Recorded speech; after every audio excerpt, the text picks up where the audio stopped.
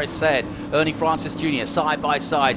It's really tight, and David Hoots has made a good job of making sure that no one kind of goes to green until he's good and ready, and it makes it just a little bit more exciting. And look how packed up they are for our TA. He certainly does make sure that we get good and packed up, that we have a nice tight pack there so that it's a good race for the fans getting down into turn one. Well, listen to that wonderful roar as Chris Dyson leads the field. Tommy Dreesy will try to pounce. Boris said on the inside. Good start also from Ernie Francis Jr.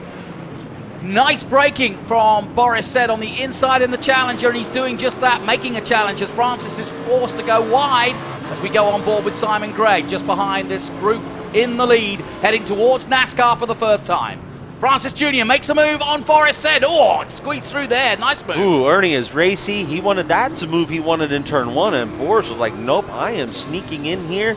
But I tell you what, that was a bold move, and it shows what kind of grit's between Ernie's teeth right now today. I don't know if you'd have had a chance, you've been busy, but Ernie Francis winning yesterday in his single-seater. So he's got his tail up, has Ernie, and he had disappointment in qualifying yesterday. Something wrong with the car, and we interviewed him, and he was almost nonplussed as to what possibly else could go wrong with his breathless racing car, because he's had so many problems. But on board with the leader, Chris Dyson, as he comes down towards the back of the field now and into Oak Tree for the first time.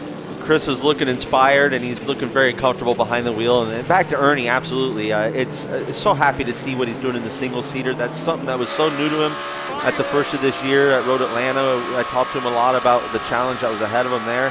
He stepped up. He stepped up his workout regimen so that he could build the upper body strength he needs to drive those open-wheel cars.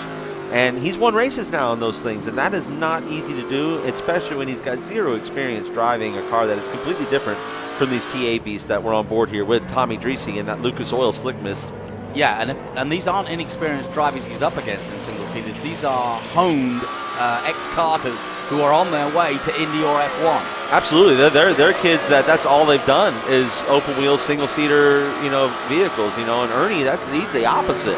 All he's ever done is really sedan racing. So for him it just shows the caliber of racer he is, and he always does Trans Am. So proud. Boris said they're in the bright yellow Pancho Weaver Classic, settling into fourth place there, just going to kind of settle. And he's had that mantra in these TA races this year, Boris, is just to save the tires. Yeah.